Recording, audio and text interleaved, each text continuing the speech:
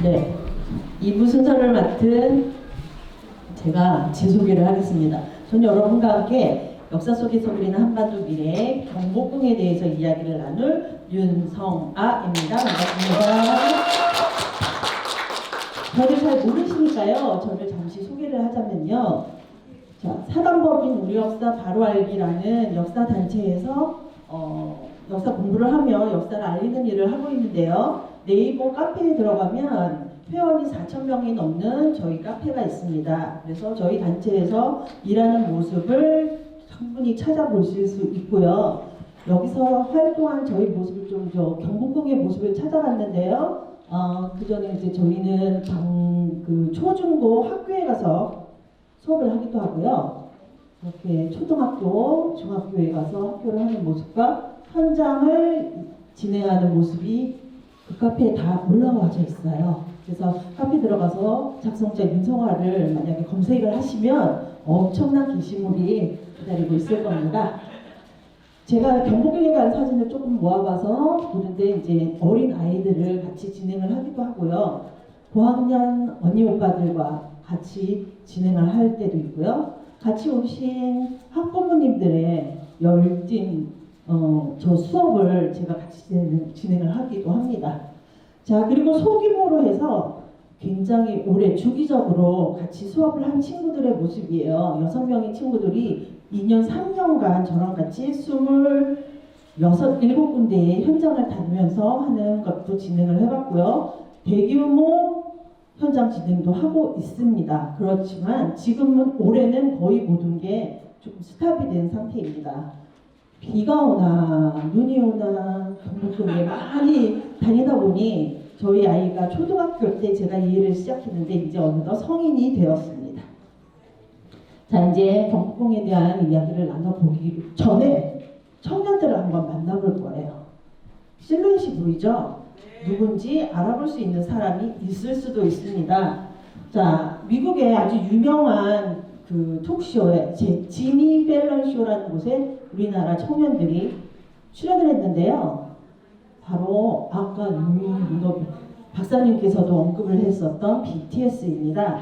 이 그룹이 여기서 자기네들의 그 공연을 하면서 찍은 영상을 새로 보여주는데요. 그 영상의 배경이 바로 경복궁이었습니다. 말씀하셨던 듯이 우리나라의 그 민족들은 문화로 전 세계를 기여한다. 그런 일을 하고 있는 사람들이잖아요. 바로 그 무대가 또 경복궁이 되어서 굉장히 자랑스러운 마음으로 여러분께 보여드렸습니다. 빌보드 1위를 기록한 노래였습니다.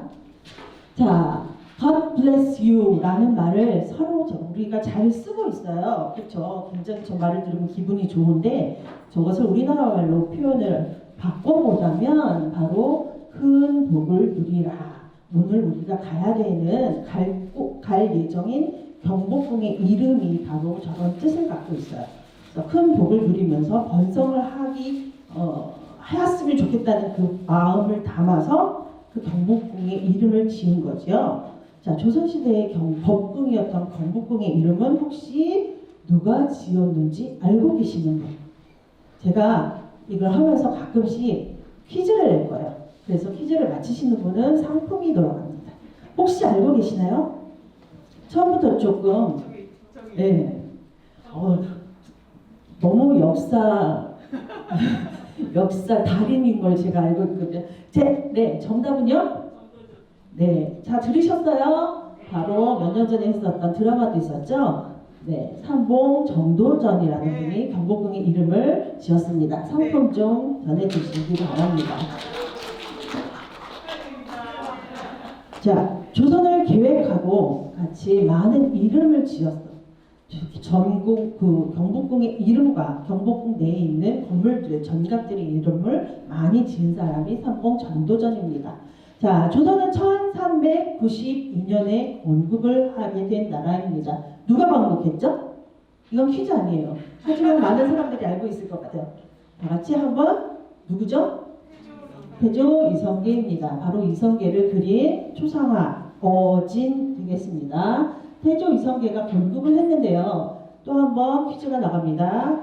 조선은 한양에 세웠다. 이건 OX 퀴즈예요. 여러분 모두 가만히 계시지 말고 팔을 움직여서 또 머리 위로 동그라미나 X를 표시해 주시기 바랍니다. 조선은 한양에 세웠다. 맞다고 생각하면 동그라미 아니면 X를 머리 위로 크게 올려주세요. 자, 안 올리시는 분은 뭐십니까? 자, 동그라미도 있고 몰라도 아무거나 하나 때려 잡으십시오. 자, 정답은요 X입니다. 그렇다면 어디 세웠는지 아시는 분 혹시 계십니까? 아까 맞히셨던 분은 저쪽. 네, 네, 개성 맞습니다. 선물 좀 전해주세요. 바로 서울과 가깝지만 개성 그 당시에는 개경이라고 부르는 바로 고려의 수도였던 곳에 조선을 세우게 됐어요. 하지만 우리가 알고 있는 조선의 수도는 한양이죠. 한 2년 후에 한양으로 수도를 옮기게 되는 것입니다. 왜냐하면 아까도 말했듯이 세술은 세부대, 그렇죠? 그래서 한양으로 정했는데요. 왜 하필이면 한양으로 정했을까요? 퀴즈 아닙니다. 너무 떨지 마세요. 자, 이 그림을 보면 조금 이해가 가실 거예요. 저희 한반도 지도가 나왔는데 거기에 중간 부분에 위치하고 있는 경기도의 한 중앙에도 한양이 위치하고 있죠. 그래서 국토의 가운데 있기 때문에 다스리기가 편했고, 그 다음에 이제 이거는 서울의 지도예요. 서울 내에서 조그맣게 표시한 부분이 이 부분이 바로 조선시대 한양이거든요. 그러면 가까이에 한강이 흐르고 있죠. 물길을 통해서 물자를 이용하기가 굉장히 좋았고요. 그리고 주위에 평야도 많이 있었고, 그 다음에 한양에는 동서남북에 산이 위치하고 있었어요. 그러니까 그것으로 방어의 성격이 아주 강한 도시였던 거죠. 한번 산을 보겠습니다. 이거는 1800년대 김정호가 그렸다고 전해지는 한양 지도 수선전도입니다. 그래서 자, 동쪽에 산이 있어요. 그리고 서쪽에도 산이 있어요. 동쪽에 있는 산의 이름 아십니까? 사락산 또는 낙타산 또는 낙산이라고 불립니다. 저 지금 해화동 근처에 보면 낙산 아시죠? 낙산 가든은 많이 아시더라고요. 하지만 그게 진짜 산의 이름인지 모르시는 분들이 굉장히 많이 있어요. 하지만 동쪽에 있는 서울의 하나의 산입니다. 서쪽에는 인왕산이 있고요. 남쪽에는 너무 잘 아시겠죠? 뭘까요? 남산입니다. 북쪽에는 북악산이에요. 그래서 이 네 산의 산 등성이를 이어서 성을 쌓았습니다. 그것이 바로 한양도성이 되겠습니다. 한양도성을 쌓고 동대문, 서대문, 남대문, 그 다음에 북대문을 지었겠죠. 그래서 드나들 수 있어야 되겠죠. 근데 지금 남대문이 한쪽으로 치우쳐져 있는 걸 보실 수 있어요. 왜 그럴까요? 그림을 보시면 딱 답이 나와요. 정남에 하려면 산 꼭대기겠죠. 그러면은 출입이 자유롭지가 않습니다. 그래서 산을 비껴서서 이쪽으로 조금 치우쳐져서 남대문을 만들었고요. 이 사대문의 이름을 지을 때도 조선을 다스리는 유교 이념을 넣었습니다. 바로 인의 예지 신 5가지를 그 이름에 하나하나씩 갖다 집어넣습니다. 먼저 동대문 이름 아시는 분? 네, 흥인지문 인자가 들어갔죠? 그다음에 서대문 돈의문입니다. 남대문의 이름을 많이 알고 계시죠? 숭례문 예자가 들어갔습니다. 북대문은 홍지문 옛날에는 그랬는데 지금은 이름을 바꿨어요. 이거는 정은 꽤 정자예요. 자, 그리고 중앙에 믿을신 무엇이 있을까요? 중앙에 동서남북 서울의 중앙에 제일 중요한 시간을 알려주는 무언가가 있었습니다. 네, 맞습니다. 보신각. 그래서 인이 이지신 5개의 유교 덕목의 이름을 넣어서 사대문의 이름을 짓는 게 바로 한양도성의 그 구조가 되겠어요. 이 수선전도는 서울역사박물관에 가면 목판으로 되어 있기도 하고요. 그 앞마당에 분수처럼 되어 있어서 아이들이 놀면서 그 지도를 익힐 수 있게 설치를 해 놓았습니다. 자, 그렇다면 조선의 궁궐에 들어서 한번 알아보겠습니다. 저희가 궁궐을 경복궁을 갈 건데 경복궁 말고도 다른 궁궐이 있다는 걸 여러분이 알고 계실 거예요. 아시는 분걸 한번 말씀해 보시겠어요? 경복궁 말고 창덕궁 아시고요. 창경궁, 종묘는 아니죠? 덕수궁, 경희궁. 거기 있는 걸 보고 계시는 거 제가 봤습니다. 그래서 조선에 있었던 궁궐은 다 같이 다 5개입니다. 자, 그래서 5개의 위치를 한번 알아보면요.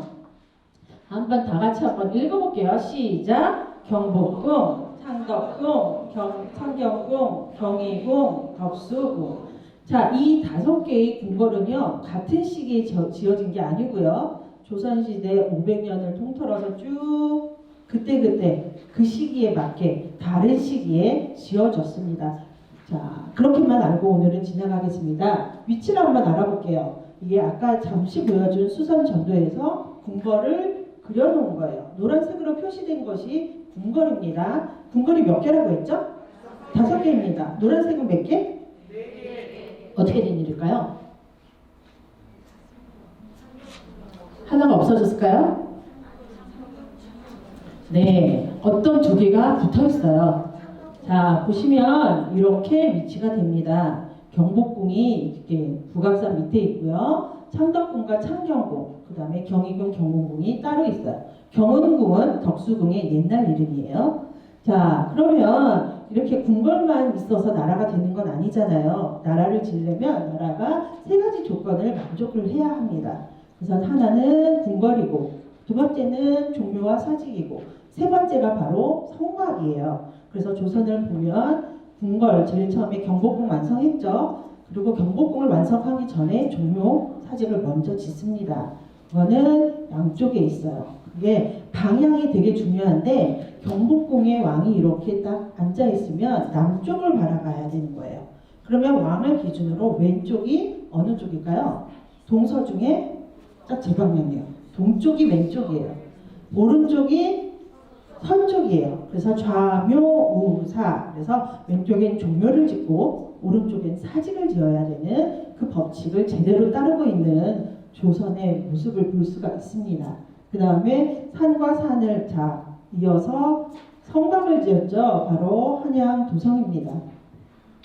여러분들이 잘 알 수 있게 이제 요즘 현재의 지도에 이 위치를 한번 해보면 거기 자료집에 나와 있을 거예요. 5개의 궁의 위치를 볼 수가 있고요. 종묘와 사직도 잘 알아볼 수가 있어요. 그래서 여기 이렇게 분홍색으로 표시되어 있는 부분이 바로 한양도성입니다.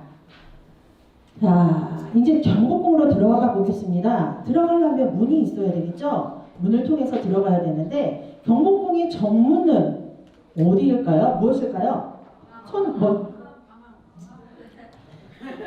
너무 자료집을 의지하지 마시기 바랍니다. 네, 바로 광화문이죠. 근데 여기서 조금 제가 웃긴 에피소드가 있었는데요. 광화문에 갈 일이 있었어요. 그래서 택시를 tas어요. 아저씨 광화문에 데려다 주세요. 그랬더니 아저씨께서 다시 물어보십니다. 광화문 어디로 가십니까? 저는 문으로 들어가야 했었어요. 그래서 문이요. 광화문 어디에 내려드릴까요? 아저씨 저 문 앞에 내려주세요. 그랬더니 아저씨께서 그 문 앞에 세워달라는 사람은 처음이라고 말씀을 하셨어요. 왜 이런 일이 일어날까요? 저희는 광화문을 문의 이름이 아니라 그 동네 지명의 이름으로 인식하고 있었던 거죠. 그래서 광화문에서 만나자 했을 때 광화문 앞에서 만난 사람은 없을 거예요. 그렇죠? 그래서 사람들이 광화문이라고는 잘 알고 있지만 경복궁의 정문이라는 인식이 별로 없어요. 하지만 오늘 확실히 아실 겁니다. 그리고 팁으로 말씀드리자면은 모든 궁궐의 정문에는 화자가 들어갑니다. 그래서 팁으로 이제 창덕궁은 돈화문이 정문이에요. 자, 나머지는 이렇게 찾아보시면 알겠습니다. 이해하셨죠? 아까 윤경로 박사님께서 이렇게 찾아보시면 안다는 거. 자, 광화문이 정문이면요, 나머지 또 다른 문도 있겠죠. 아까 한양도성에서 문이 몇 개 있었죠?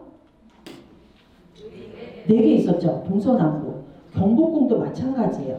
동서남북에 문이 있어요.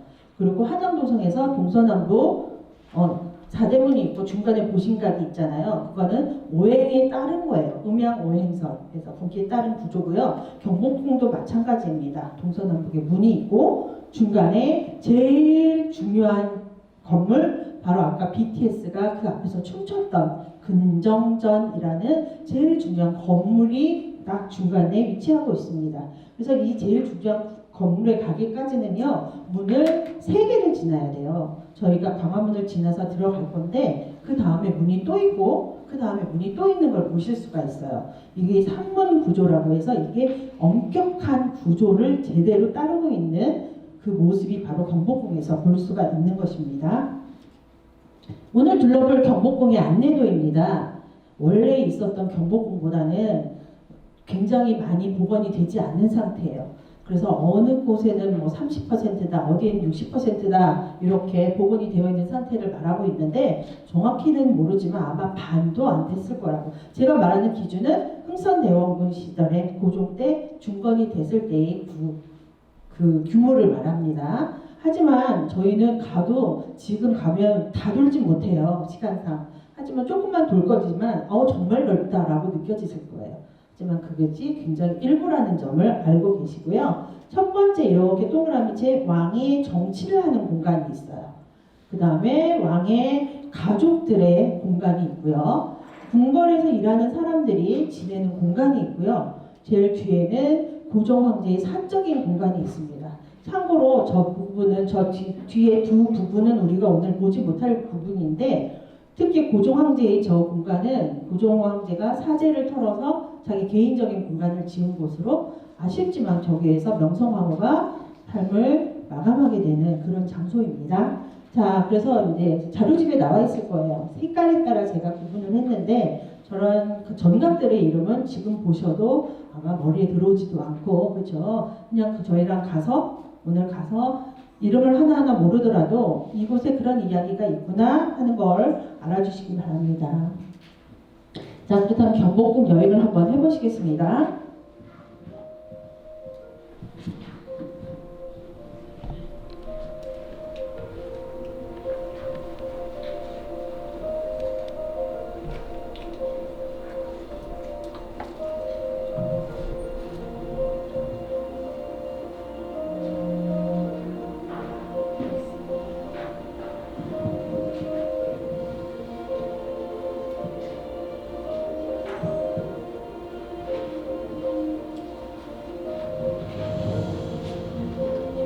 정문으로 들어갑니다. 저희도 한번 저렇게 날아가 보면 참 좋을 것 같아요.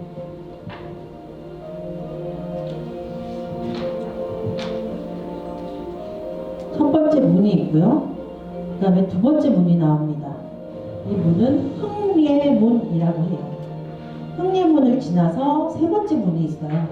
세 번째 문은 근정문이고요. 그걸 지나서 제일 중요한 근정전에 도달하게 됩니다. 이것이 근정문이 되겠죠? 그 다음에 여기 근정전. BTS는 이 앞에 무대를 만들어 놓고 춤을 췄습니다.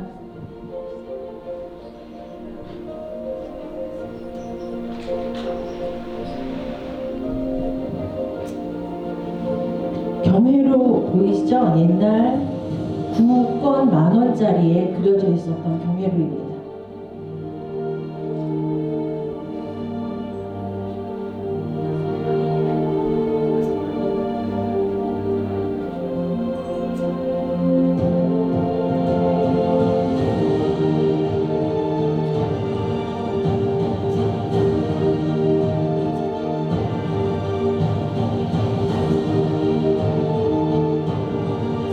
자, 중간이 하나의 축으로 탁 연결이 되고요. 양쪽이 좌우 대칭으로 그런 구조를 갖고 있는 것이 경복궁입니다. 자, 나중에 직접 보시겠습니다. 자, 경복궁은 한복을 입고 가면 공짜예요. 내 돈을 내지 않고요. 그 다음에 65세 이상, 그 다음에 만 24살 이하는 또 무료로 들어갑니다. 휴공일은 화요일이에요. 그래서 궁마다 조금 이렇게 달리해서 창덕궁의 휴공일은 월요일이거든요. 그래서 이 궁을 못 갔다 그럼 저 궁을 대신 가라고 문화재청이 이렇게 번갈아 가면서 휴궁을 정해두었습니다. 자, 경복궁에 가면 늘 경복궁이 아니라 모든 궁궐에 가면 왕이 자리가 있죠. 용상 또는 왕자라고 부르는데, 자, 저 왕의 자리 뒤에 그림을 잘 봐주시기 바랍니다. 자, 이렇게 말하기 전에 그림이 잘 안 보여요. 그렇죠? 자, 그림을 크게 보겠습니다. 위에 해가 있고요. 달이 있고요. 5개의 봉우리가 있습니다. 그래서 이름은 일월오봉도. 자, 5개의 봉우리는 우리나라의 동서남북 중앙에 있는 산을 말해요. 그리고 전 국토를 다스리는 왕을 상징하는 그림이고요. 양옆에 소나무와 폭포 이런 거는 신하와 국민들을 뜻하는 겁니다. 그래서 이 그림은 왕의 자리 뒤에는 꼭 걸려있는 그림이 바로 이 그림이에요.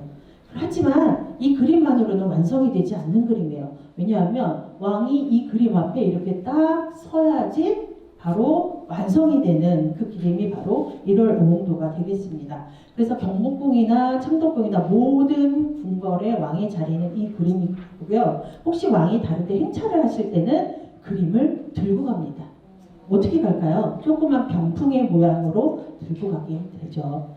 그만큼 중요한 그림이기 때문에 우리나라 사람들이 너무너무 좋아해서요. 지금 이 방에도 아마 이 그림이 수십 점이 있을 것 같은 생각이 들어요. 혹시 알고 계시나요?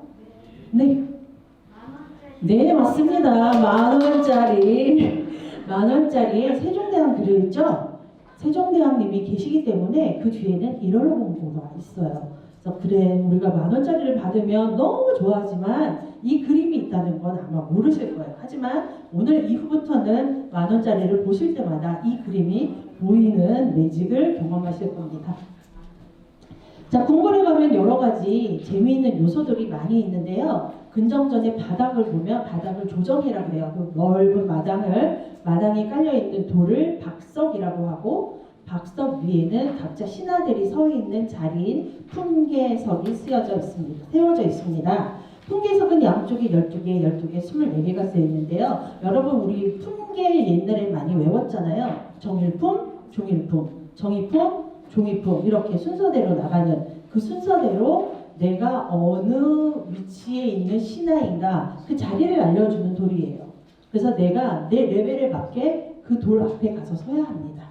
다른 데 가서 쓰면 안 되겠죠. 그걸 알려주는 풍계석이 바로 있고요. 박석에 대한 얘기는 가서 또 직접 경복궁에 가서 또 해드릴게요. 자, 여기는 이제 흥리문을 지나서 근정문으로 들어가기 전에 조그만 다리가 있습니다. 이 다리는 왜 있을까요? 다리를 왜 놓을까요, 사람이?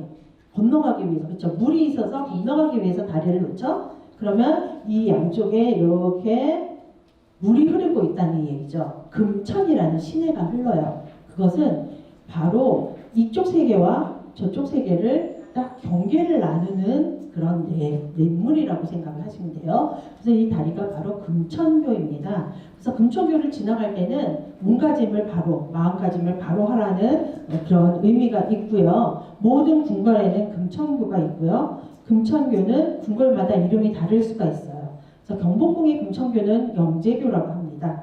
그래서 우리가 이제 이 영재교를 지나갈 때 양쪽에 네 구석에 동물 보이시죠?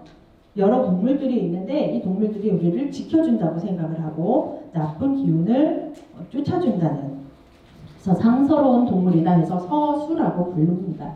이것도 가서 직접 볼 거고요. 그다음에 이제 궁궐의 그 목조 건물을 부식시킬 수 있는 모든 뭔가 요소를 없애기 위해서 설치를 하는 건데, 새가 새 집을 짓지 못하도록 새는 되게 싫을 것 같아요. 하지만 저런 그물 같은 거 보이시나요?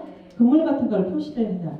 그래서 딱 그렇게 지붕 위에 새 집을 짓지 못하도록. 새가 있으면 새가 알을 낳고요. 알이 있으면 또 뱀이나 다른 생물들이 그걸 먹으러 살생이 일어날 수도 있어요. 신성한 궁궐에서 살생이 일어나면 안 되겠지만 미연에 방지를 하는 겁니다. 그래서 이런 이름을 부시라고 하고요.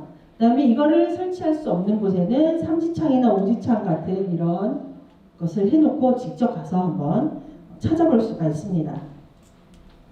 자, 조선의 왕은 모두 몇 명일까요? 혹시 알고 계시나요? 자, 지금 빨리 머릿속으로 막 태종, 태세, 문다세 외우고 계시죠? 자, 모든 왕을 다 그린 그림입니다. 자, 이거는 조선왕조실록을 만화로 그린 박시백 작가의 그림인데요. 자, 혹시 다 빨리 세신 분 있나요?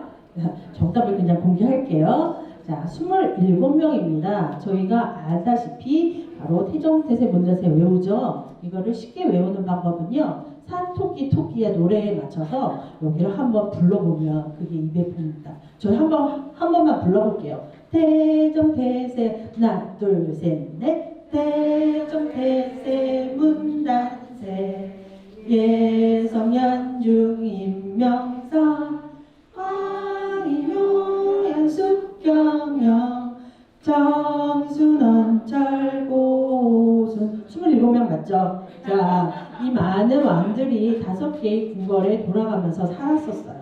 근데 왕이 얼마나 좋은 걸 많이 먹고 좋은 생활을 했을까라고 생각하지만 사실 왕의 일과를 보면 난 진짜 왕 못할 것 같아 라고 말하는 사람이 더 많을 거예요. 아침 일찍 일어나서 공부하고 뭐하고 일하고 여러 가지 일을 하는데 왕도 잘 먹고 잘 싸야지 잘 생활을 할 수가 있어요. 그래서 우리는 왕의 배설 활동에 대해서 한번 알아보려고 합니다. 재미있는 영화의 한 장면을 보겠습니다. 저는 왕이 된 남자의 한 장면입니다. 다음부터 내 어떻게 드리라 하십시오. 당장 좀 가져오시오.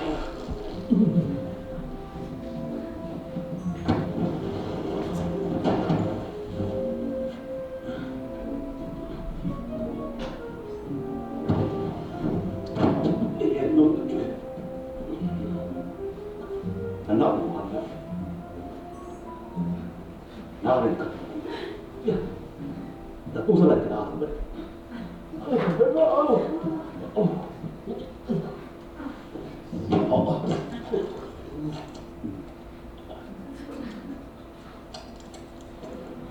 영화 드리옵니다.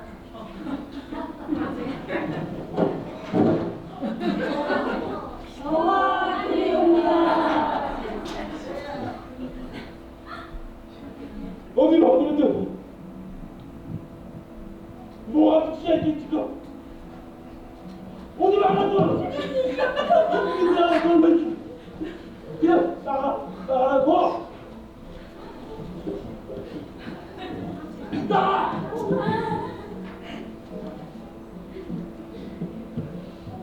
오지 마. 네, 영화에서는 저 사람이 진짜 왕이 아니기 때문에 저 문화를 몰랐었던 거죠. 왕은 화장실에 가지 않았습니다. 화장실이 왕에게 찾아옵니다. 휴지도 함께 찾아오죠. 자, 왕이 화장실을 가고 싶을 때는 매화틀을 드리라 라고 말을 했어야 됐어요. 매화틀은 바로 이렇게 이동식 변기입니다. 지피나 젤을 깔아놓고 최소한의 소리가 들리지 않도록 약간 에티켓을 생각해서 그래서 저런 걸 왕과 왕비들, 왕실 가족들은 방 안에서 용변을 해결했다고 합니다. 자, 저거를 이제 가지고 가서 그냥 버리지 않고요. 내의원으로 가지고 가요. 그래서 어이가 왕의 용변을 검사를 합니다. 어제보다 색깔이 조금 더 진해지셨군. 내지는 오늘은 냄새가 좀 구리군. 해서 그것을 색깔을 봐서 왕의 건강을 체크하기도 하고요. 때로는 정말 때로는 맛을 본 적도 있었다고 합니다.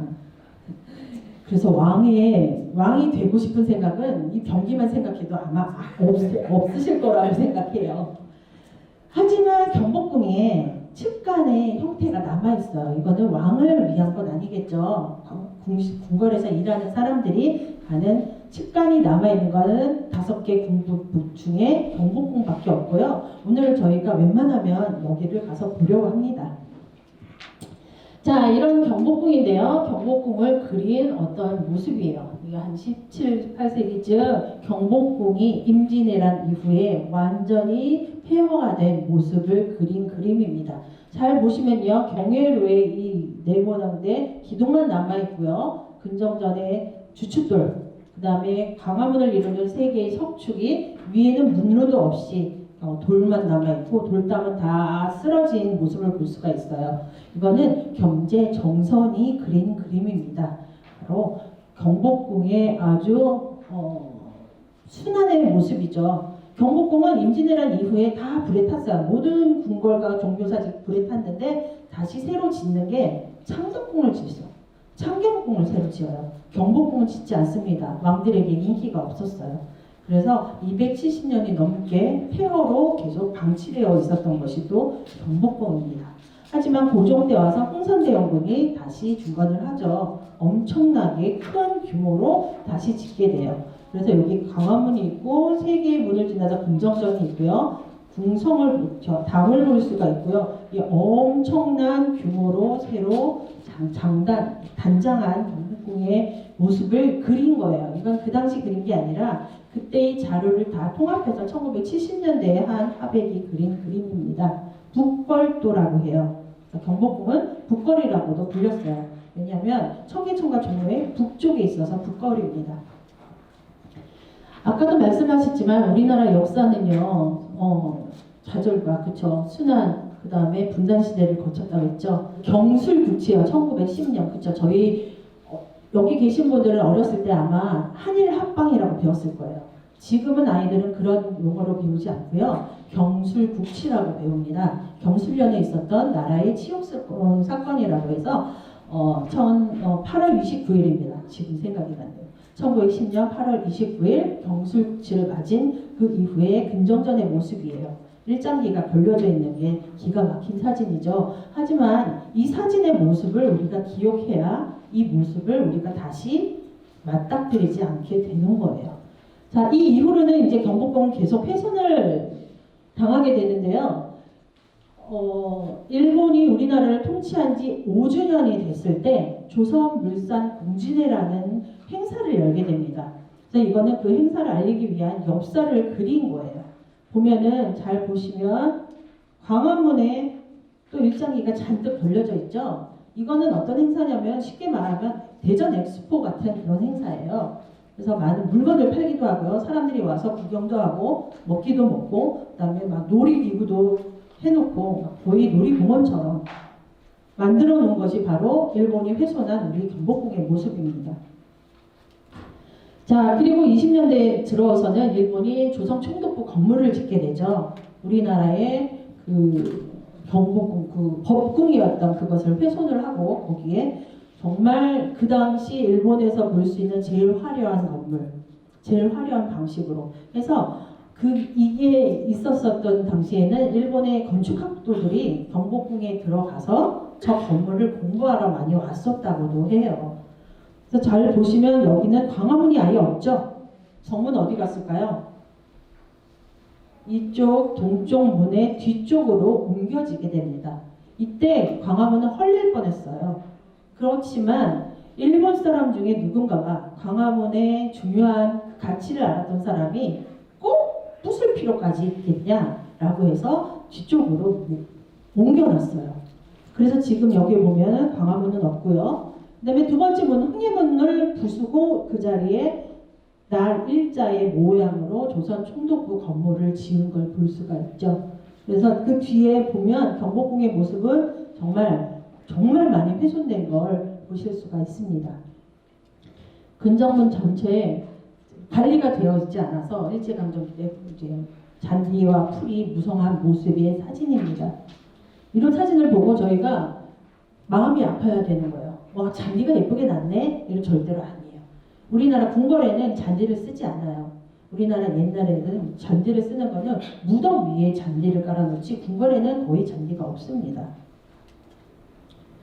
자, 여러분도 아시는, 기억하시는 모습일 거예요. 광화문 다시 돌려와서, 자, 하지만 이 시대의 광화문은 시멘트로 지었어요.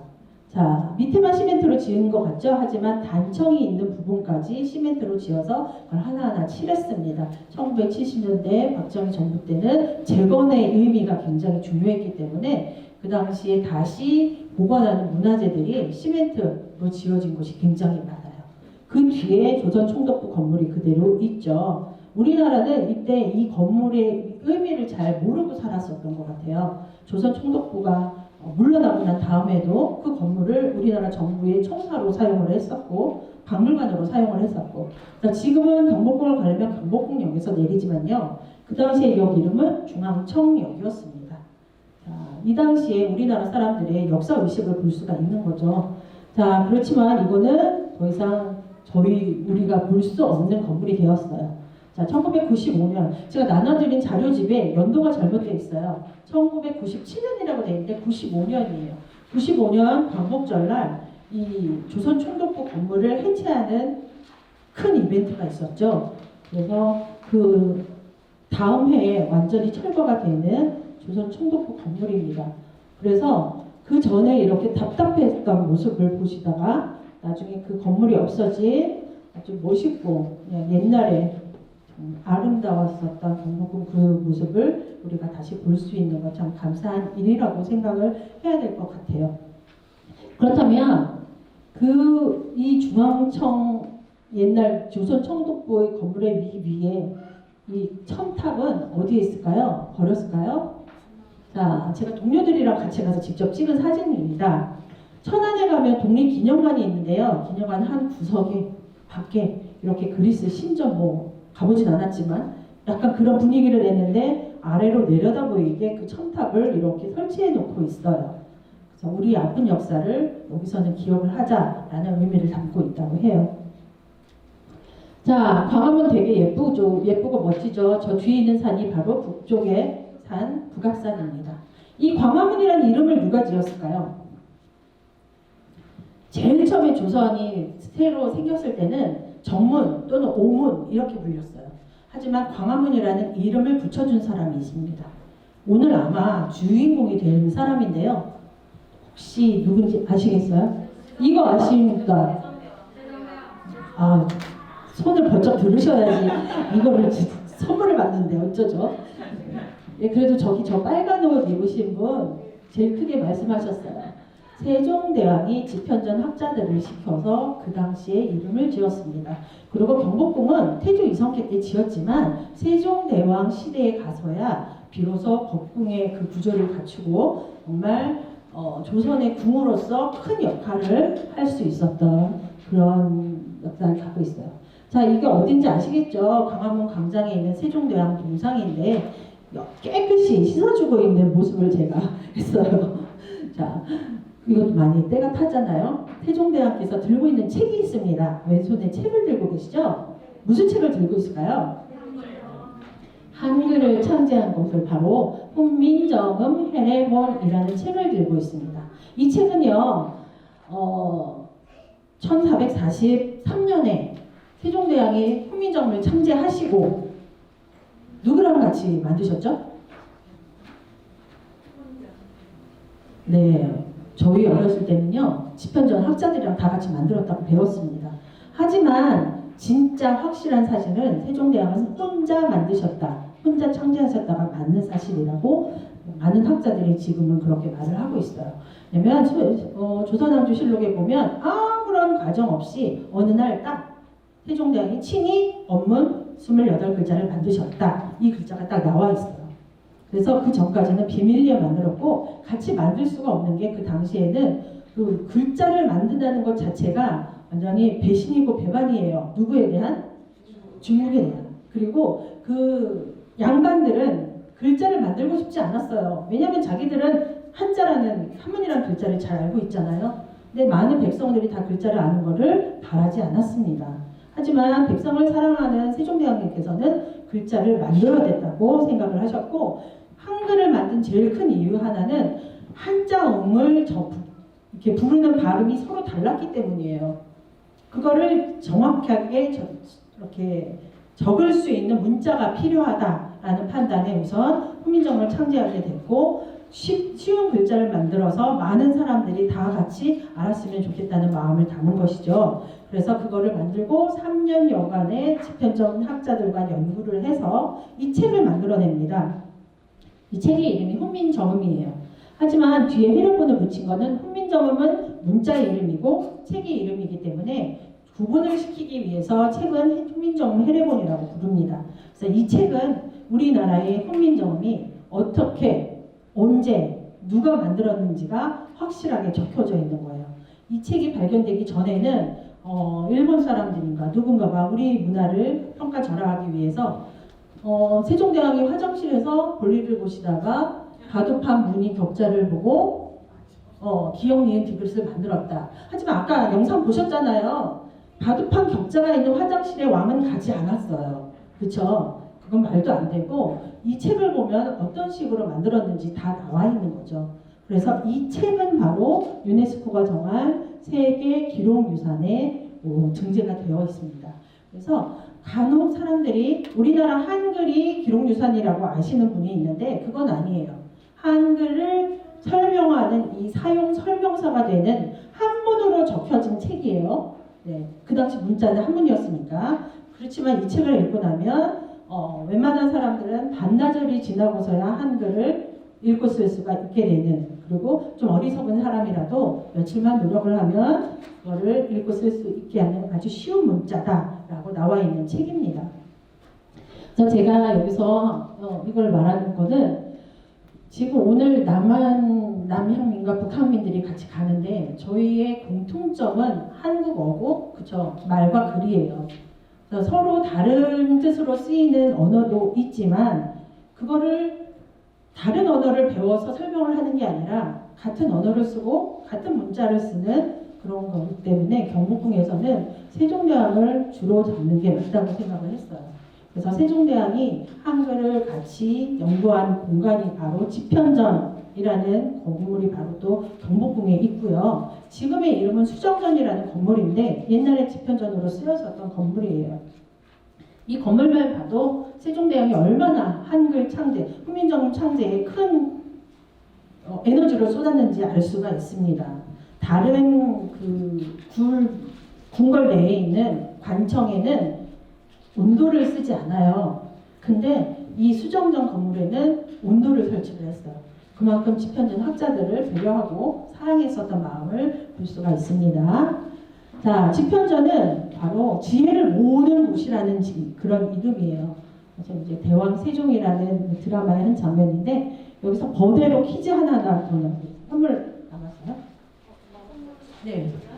네, 집현전 학사들이 열심히 공부를 너무 하니까 세종대왕이 선물로 주신 하사품이 있었어요. 무엇을 받았을까요? 힌트. 되게 맛있는 거예요. 네, 저기 모자 쓰신 분? 약과 아닙니다. 곶감 조금 비슷했습니다. 하지만 아닙니다. 네? 사과? 사과 친구라고 할 수도 있어요. 네? 저 뒤에. 배땡. 귀한 거예요. 배보다 귀한 거. 정답입니다. 제주도에서 진상 올렸었던 아주 귀한 귤을 집현전 학자에게 선물까지 줬었던, 얼마나 아꼈는지 알 수 있는 덕목입니다.